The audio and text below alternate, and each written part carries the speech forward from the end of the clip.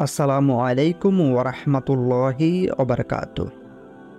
আল্লাহ তাআলার কাছে বান্দার চোখের পানির দাম দুনিয়ার যাবতীয় নিয়ামতের চেয়েও বড় দামি।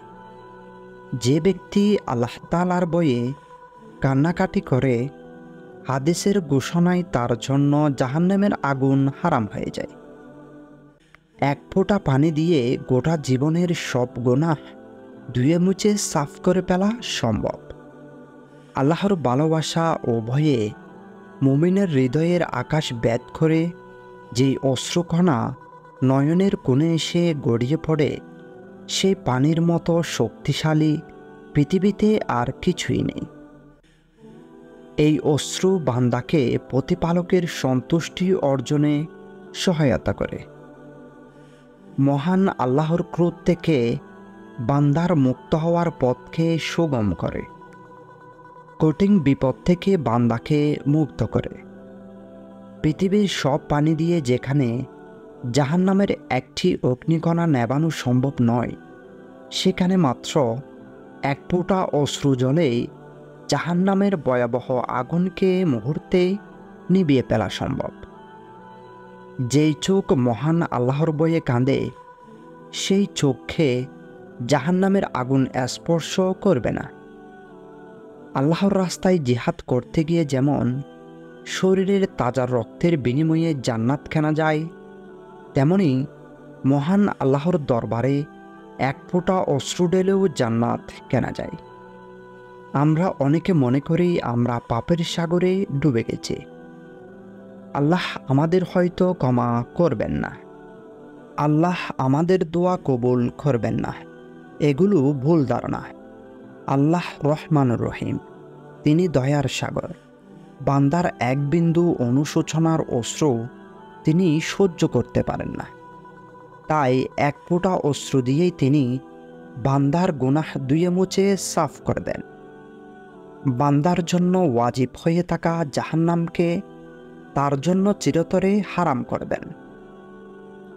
হযরত আয়েশা সিদ্দিকা রাদিয়াল্লাহু তাআলা আনহার মতো নবীপত্নী দিবারাত্রি ইবাদতে মশগুল থাকা সত্ত্বেও আখিরাতের ব্যাপারে নিশ্চিত হয়ে যাননি, বরং রীতিমতো কাঁদতেন।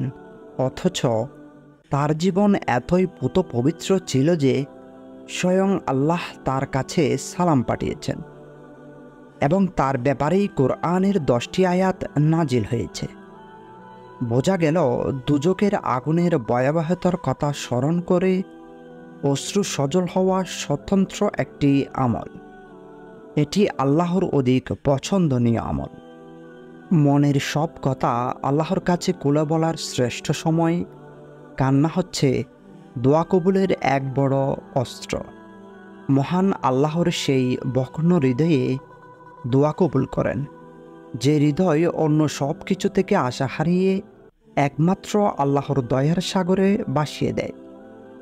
আশার বেলা নবী রাসূলরা নিষ্পাপ হওয়া সত্ত্বেও আল্লাহর দরবারে এমনভাবে কেঁদে কেঁদে মোনাজাত করতেন যেন তাদের চেয়েও বড় পাপী আর কেউ নেই। আমরা নিষ্পাপ নয়, তাই আমাদের মোনাজাতগুলো হওয়া উচিত অনেক অনেক বেশি অশ্রুসিক্ত।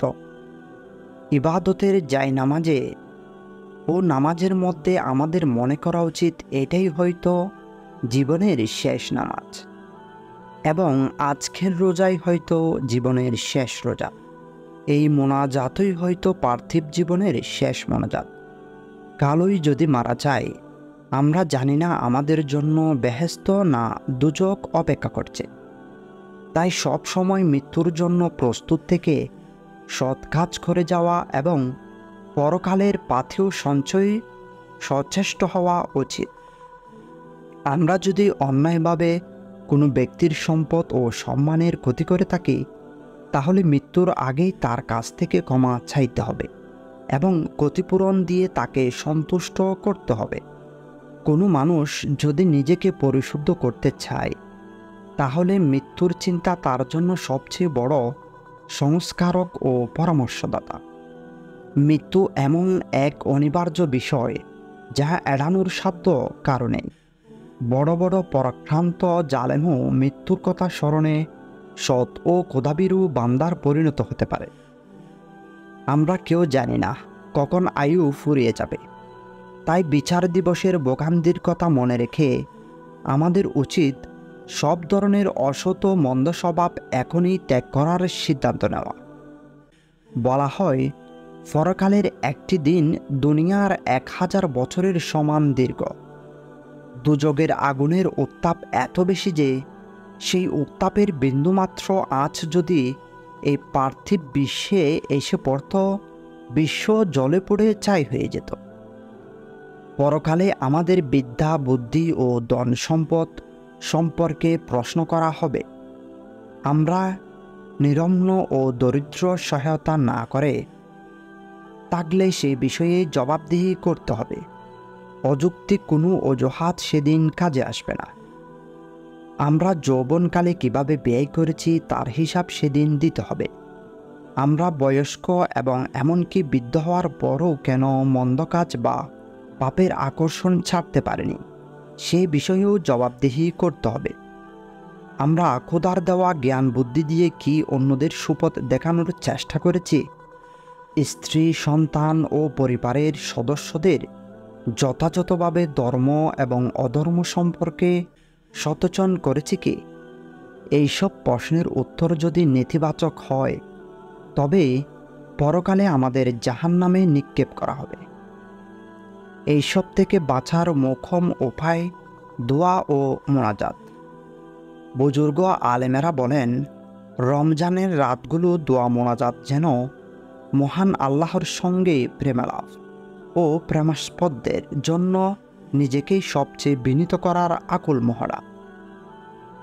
এমন সব রাতে বহু পাপ ও অত্যন্ত কম বা নগণ্য ভালো কাজের কথা স্মরণ করে বলা উচিত, হে আল্লাহ, আমরা অনুতপ্ত পাপী বলি, তুমি আমাদের ক্ষমা করো ও রক্ষা করো।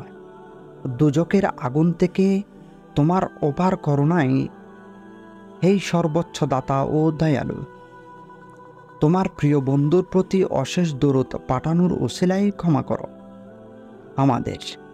আমরা রোজা পালনের চেষ্টা করেছি, সেই চেষ্টাটুকু কবুল করো। হে আল্লাহ, শয়তানের অবিরাম কুমন্ত্রণা থেকে বেঁচে থাকতে তোমারই সাহায্য চাইছি। হে মহাকৌশলী ও সর্বশক্তিমান আল্লাহ, আমাদের দোয়াকে কবুল ও মঞ্জুর করুন। তাই আল্লাহর শাস্তি থেকে বাঁচতে ও আল্লাহর সাহায্য পেতে নামাজ ও সবরের উপরে দৃঢ়ভাবে প্রতিষ্ঠিত থাকতে হবে। আর তাহলেই কেবল মহান আল্লাহ তাআলার অবারিত সাহায্য নেমে আসবে। আল্লাহ তাআলা দুনিয়াবাসীর জন্য তার অসীম রহমতের দ্বার খুলে দিন। আমিন।